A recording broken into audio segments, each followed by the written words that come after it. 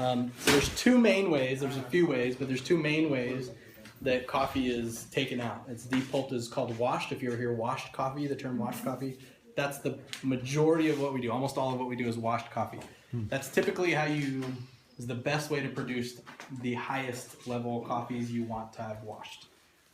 You control the agriculture in the processing. So in other words, you're not tasting the process, you're tasting the agriculture more. In a natural, what's called a natural process, then you're drying it inside the husk. You're drying it inside the cherry. We also are doing that, and we'll sell that as a limited product. This year will be the first year we're gonna make a specific amount of that, a few hundred pounds of it, probably 3 or 4. Is it supposed to be better, or? It's a different profile. It's actually one of the more controversial kind of things within the coffee world is whether you consider it good or not. Because if you've got a washed coffee, you have a flavor profile that's more like an arc, and you get like let's say five flavors, really good, solid, pointed flavors on that, and it looks like an arc. And with the natural, you're going to take away a bunch of those, and you might get, let's say you get 3 good ones. That's a good natural, but those peaks are really high.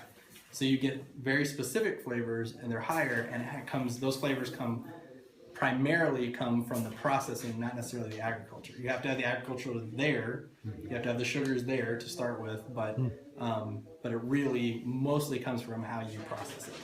And so we're doing a little bit of both right now.